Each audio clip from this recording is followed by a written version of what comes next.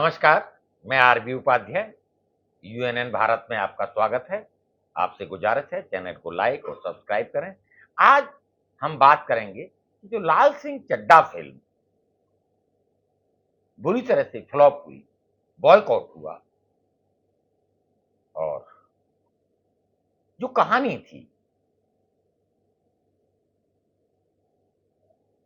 उसके जो ताना बाना बुना गया, उसके पीछे का मंतव्य और एक वर्ग विशेष द्वारा उसका बाइकआउट, इसी के संदर्भ में हमारे साथ आदरणीय भोगेंद्र पाठक जी सदैव की भांति उपस्थित हैं और उनसे जानने की कोशिश करेंगे कि क्या रीजन रहा कि लोगों ने उसका बाइकआउट किया और पृष्ठभूमि उस पिक्चर की क्या थी। हमारे यहाँ ईश निंदा कानून नहीं है और एक वर्ग विशेष ने उसको अपने तरीके से परिभाषित करने की कोशिश की और बाइकआउट करने से जो फिल्म थी वो जितना कलेक्शन करना चाहिए था और आमिर खान जैसे एक आइकॉन की पिक्चर फ्लॉप हो जाना, उसके पीछे क्या कारण है? देखिए, फिल्म में जो हम देखते हैं, जी, जो फिल्म के माध्यम से कंटेंट दिखाया जाता है, हम्म, जो तथ्य उसमें डाले जाते हैं, जी, उसका जनमानस पे बहुत बड़ा असर पड़ता है। और फिल्म बनाने वालों को पता होता है कि हम जो करने जा रहे हैं क्या उसका कहना है, समाज पे क्या क्या असर इम्पैक्ट पड़ेगा। आएगा? और सच पूछिए तो फिल्म क्या है, एक विजुअल दृश्य के रूप में एक साहित्य है और साहित्य समाज का दर्पण होता है। फिल्म के माध्यम से ये देखा जाता है कि हमारा समाज कैसा है, कैसा था या कैसा होने क्या वाला है। चल रहा था समाज बिल्कुल। में और और सीखने हाँ, के तो अब बिल्कुल तो बिल्कुल। आइडेंटिफाई है अब कि कुछ देखें, परसेंट हाँ, छूने से, कुछ देखने तो से। फिल्मों का प्रयोग जी, देश को मजबूत, अपने मानस को, अपने आदर्श को, अपने समाज को और बेहतर करने के लिए भी हम कर सकते हैं और उसको नीचे गिराने के लिए भी कर सकते हैं। फिल्म एक हथियार भी है। जी, और इस बार क्या हुआ, लाल सिंह चड्ढा फिल्म जो बनी, उसको इस तरह से उसका चित्रांकन हुआ, इस तरह से उसमें तथ्य डाले गए कि वो भारत के लिए कम से कम तो निश्चित रूप से शर्मनाक स्थिति पैदा उसने कर दी।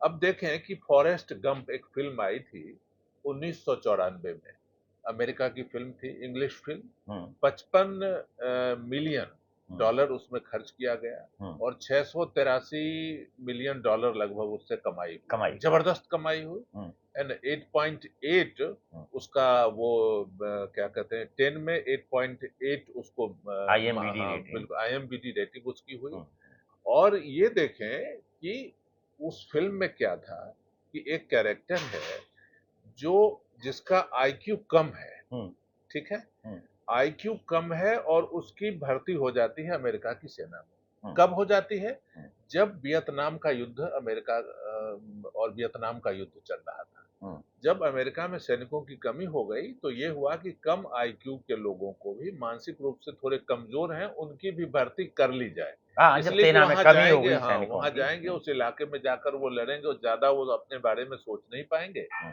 तो अमेरिका का जो हित है वो साधने में कामयाब हो जाएंगे, भले हम्म, ही वो मर जाएं या हम्म, किसी भी स्थिति हो। हम्म, तो देखिए, लाल सिंह चड्ढा को कम आईक्यू का दिखाया गया है हम्म, फिल्म में। जहां कहीं भी आप उसका ट्रेलर देखें या जो कुछ भी आप देखेंगे तो उसमें लगेगा कि वो, जबकि भारतीय सेना में जो भर्ती होती है वो इतनी उसमें ईमानदारी हाँ, बरती पूरा जाती है पैरामीटर्स और होते हैं एक और नहीं कई कठोर पैरामीटर इंटरव्यूज होते उसमें हैं, चलते हैं। उसके और बाद ही कम भर्ती आईक्यू के व्यक्ति को तो उसकी तो भर्ती उसमें हो ही नहीं हो ही नहीं सकती सकती, संभव नहीं है। कहीं भी। यानी वो अच्छा, समाज के साथ मैच नहीं करता तो करेक्टर, इसलिए लोगों ने बिल्कुल नकारा। बिल्कुल, इसमें लक्ष्य क्या है? हम्म, लक्ष्य ये है कि देखिए, हिंदुत्व को, भारतीय सेना को, नारी को, सिखों को, क्रिश्चियन को भी, है ना, सबको नीचा दिखाने की कोशिश की गई है।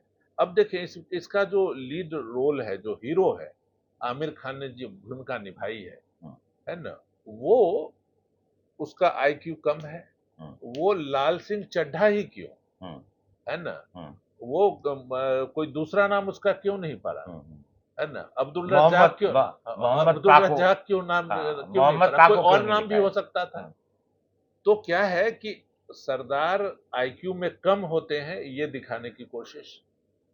अब देखिए, जो फिल्म की हीरोइन है वो एक क्रिश्चियन परिवार से, उसके माता, उसके फादर हम्म, 10 रुपए के लिए पत्नी की हत्या कर देते हैं, हम्म, और वो केवल पैसे कमाना चाह रही हम्म, है ना, कि कैसे हम धनवान बने, इसके लिए वो दुबई तक जाती है और फिल्म में जब फिल्मों में काम करना चाहती है, जबकि हम्म, जो मूल फिल्म है फॉरेस्ट गंप, हम्म, उसकी जो हीरोइन हम्म, है ना, वो क्या कहते हैं, नशा की आदी हो जाती है, हम्म, हिप्पी हो जाती है, हम्म, लेकिन इस तरह की बात उसमें नहीं है, हम्म। कैरेक्टर ही बदल दिया।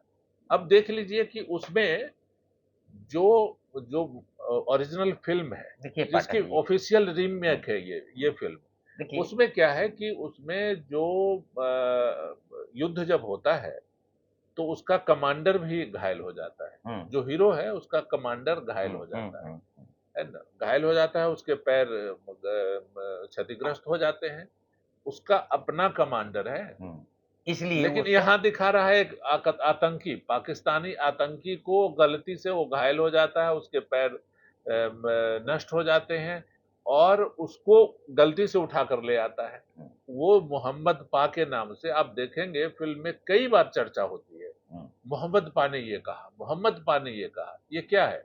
पाकिस्तान प्रेम है? भाई दिखाते आप तो ये भी कर सकते थे, हिंदुस्तान का कोई सीईओ होता, नहीं, हम्म। वो कमांडर जो है वो हिंदुस्तानी भी हो देखिए सकता पाठक था, जी, पाकिस्तान हर का क्यों? हर सिक्के के दो पहलू होते हैं। आप जो बता रहे हैं वो एक पहलू है। दूसरा पहलू ये भी है। देखिए जिस तरीके से वो अपाहिज था और चल नहीं पा रहा था, लेकिन देखिए उसको उस तरीके से चित्रित किया गया कि जब वो दौड़ना शुरू करता है, यानी ऐसा था नहीं, ऐसी फीलिंग उसके अंदर थी। तो कई बार फोबिया में हम जो सोचते हैं, कई बार मान लीजिए आप सोचते हैं मुझे बुखार हो रहा है, बुखार हो रहा है, डेफिनिटली बुखार हो जाएगा। तो वही वो बच्चा सोचता था मैं चल नहीं पाऊंगा, तो उसको बैसाखी के सहारे चलाना पड़ा। लेकिन उसमें एक उत्तेजना आई और एक बदलाव हुआ कि उस परिस्थितियों में वो सीधा दौड़ना शुरू करता है, और जब दौड़ना शुरू करता है वो, तो बहुत आगे निकल जाता है। नहीं, देखिए, वहीं दौड़ना शुरू करता है, वो तो जो मूल फिल्म है उसमें भी जो हीरो एक है साहस। वो दौड़ता है, हाँ, एक वो साहस। दौड़ता है, वो दौड़ता है और काफी दौड़ता है, दौड़ता ही रहता है ना। उसमें तो जो ओरिजिनल फिल्म है उसमें कम आईक्यू का तो दिखाया है गया, हम्म, लेकिन भारतीय सेना में कम आईक्यू के लोगों की स- भर्ती नहीं होती है, संभावित नहीं तो है। आपने भारतीय सेना का अपमान किया। जी। लाल सिंह चड्ढा ही नाम क्यों, हम्म, है ना? आपत्ति यहाँ पे है। भाई जब भी कोई बात होती है तो पूजा पाठ की बात होती है, तो उसमें वो कहता है मोहम्मद कि भाई मैं तो नमाज पढ़ता हूँ, तुम तो पूजा पाठ करते नहीं। तो कहता है, मेरी माँ कहती है कि नहीं नहीं ये तो मलेरिया है।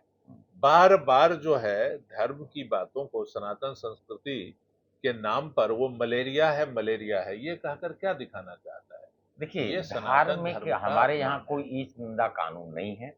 उस तरह का कोई कानून की जो कहीं ना कहीं ईच निंदा पर बैन लगाए, और उसी का परिणाम है कि उसका फायदा उठाते हुए चाहे वो पिक्चर है या देखिए, साहित्य है, उसमें देवी देवताओं का मजाक बनाया जाता है।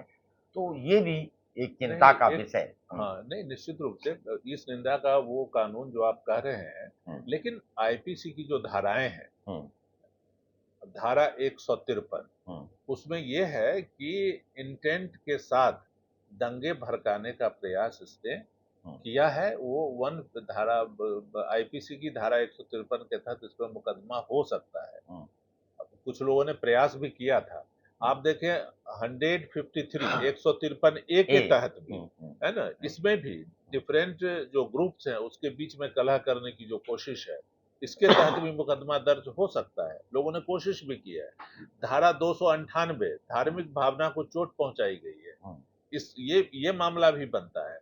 आप धारा 505 हम्म। पब्लिक मिसचीफ जो है, इसका भी कानून के तहत इस पे भी कार्रवाई हो सकती है, और ये सारी देखिए चीजें इसमें कानून दिखती हैं। देखिए कानून और संवैधानिक कार्रवाई, मैं समझता हूँ कि एक कहीं ना कहीं चाहे वो लेखक है, चाहे वो आर्टिस्ट है, और चाहे वो पेंटिंग करता है। देखिए आप उसकी बात से सहमत नहीं हो सकते, आप मेरी बात से सहमत नहीं हो सकते, ये आपका विवेक है। लेकिन अगर ये एक्सप्रेशन पर ही बैन लगा दिया जाए, तो फिर हमारे और पाकिस्तान में फर्क क्या रह जाएगा? एक्सप्रेसों में तो किसी ने बैन नहीं लगाया, नहीं, एक सौ ये तो तिरपन स्वतः रूप से लोगों लोग वहां नहीं गए थिएटर तक फिल्म देखने। किसी ने कोई हिंसा की नहीं की, किसी ने कोई किसी तरह की बात कही नहीं की। नहीं कही। ये तो देखिए, ये एक जो मानसिकता आई है फिल्मों में, बॉलीवुड में, हिंदुओं को, सनातन संस्कृति को आप देखेंगे, उसमें कोई भी पूजा पाठ कराने वाले पंडित जी दिखेंगे तो वो निश्चित रूप से उनका मजाक जो का कैरेक्टर है वो मजाक का पात्र मजाक का बनाते हैं। पात्र बना दिया। जबकि जो वामपंथी विचारधारा है या पाकिस्तानी सोच है, उसमें अपने लोगों को वो नहीं दिखाते तो हम किसी भी ऐसा तरह से। हाँ, हम ऐसा मानते हैं आप कि ये इस देखें, हाँ, आप इस ये बहिष्कार के बाद, इस बॉयकॉट के बाद शायद जिन लोगों की मानसिकता इस तरह की है उसमें कुछ बिल्कुल बदलाव देखने को बिल्कुल मिलेगा। आएगा, बिल्कुल आएगा। इसलिए कि बॉक्स ऑफिस पे औंधे मुंह गिरना, ये बहुत बड़ी सजा है।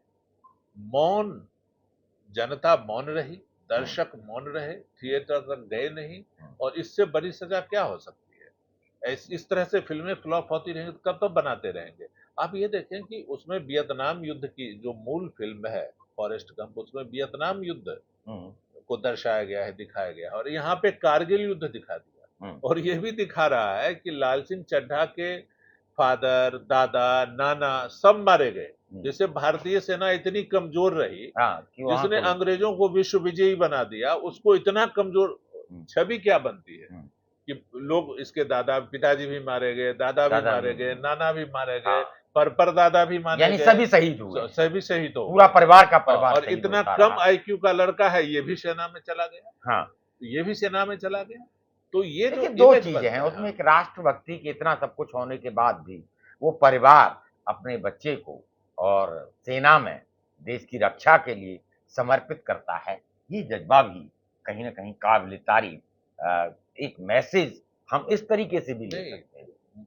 उद्देश्य क्या है? कुल मिलाकर जब आप फिल्म का मूल्यांकन करेंगे तो देखेंगे कि फॉरेस्ट गंप के सहारे, जो एक काफी सक्सेसफुल फिल्म थी, उसका ऑफिशियल रीमेक बनाया पैसे कमाने के लिए, और उसी को टूल बनाकर भारतीय सैनिक को, सनातन संस्कृति को, इवन क्रिश्चियन को भी, सिख को भी, सबको टारगेट किया गया है। आप ये देखें ना कि उसमें तो दुबई वो जाती है ना, और किस तरह से दाऊद को भी दिखाया जाता है, दाऊद को भी दिखाया जाता है, और कैसे, माने सब कुछ। और अंततः क्या होता है? अंततः जो है, जो कोई भी उस फिल्म को देखेगा तो उसको घृणा कहाँ होगी?